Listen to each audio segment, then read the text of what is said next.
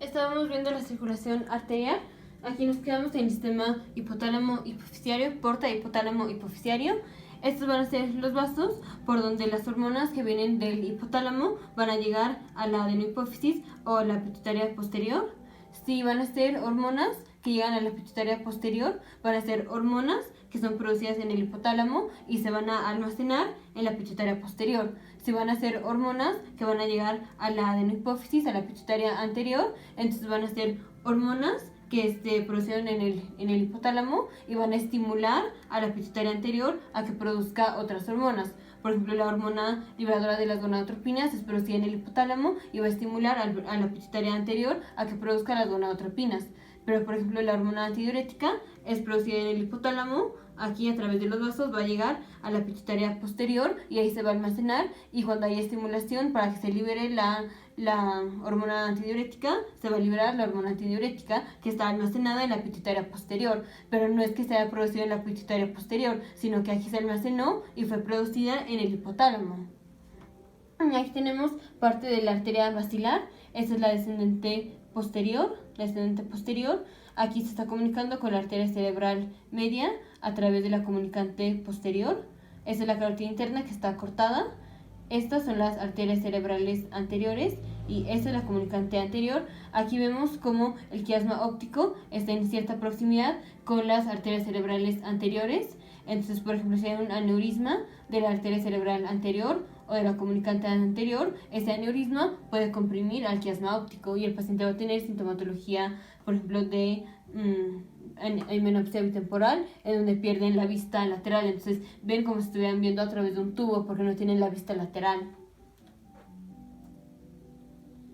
Aquí tenemos el cerebelo. Vamos a tener varias células en el cerebelo. Tenemos las células granulares, tenemos las células de Purkinje, tenemos las células de canasta, tenemos las fibras de Mossi, tenemos células inhibitorias, células excitatorias. Las únicas células inhibitorias son las células de Purkinje, pero bueno, ese es tema de otra presentación cuando veamos específicamente el cerebelo. Ahorita nada más estamos viendo como generalidades de anatomía. Aquí tenemos el cerebelo, este es el puente. Aquí vemos como la arteria basilar está por encima del puente. Aquí están las ramas pontinas de la arteria basilar. Si hay daño a la arteria basilar o a sus ramas pontinas, entonces se van a dañar todos los tractos que pasen por el puente, que son toda la vía piramidal, la vía de tacto fino y la vía de dolor y temperatura. Entonces el paciente, si tiene daño a la arteria basilar o a las arterias pontinas, el paciente va a quedar cuadripléjico, o sea, no va a poder mover ninguna extremidad, no va a poder mover absolutamente nada, ni la cara. Lo único que va a poder hacer va a ser mover los ojos, pero solo eso. Esto también puede pasar cuando haya daño al puente que no involucre la arteria, o sea, por un daño, por ejemplo, osmótico. Eso sería, por ejemplo, cuando se corrige una hiponatremia rápidamente, o sea, que le metan, por ejemplo, solución hipertónica, le meten sodio y le corrigen la hiponatremia, pero muy rápido, eso hace dismielinización. Entonces eso sería como otro tipo de daño al puente, en donde el paciente también puede quedar cuadripléjico. Aquí tenemos la vermis del cerebelo. Recordemos que el cerebelo va a controlar como movimientos, como a grandes rasgos, de las extremidades. Eso está controlado en los hemisferios. Y el vermis va a controlar los movimientos del tronco. Entonces, si hay daño al cerebelo, el paciente va a tener ataxia. Ok, ahora vamos a ver la sinapsis.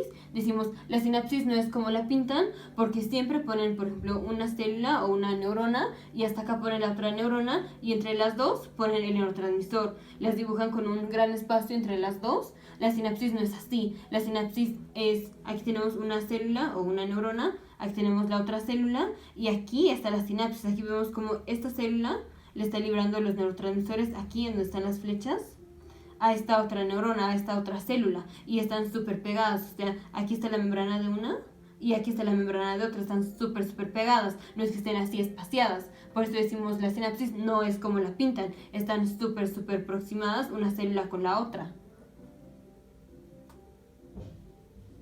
Ok, vamos a ver la bomba de sodio y potasio. Eso está en la siguiente diapositiva.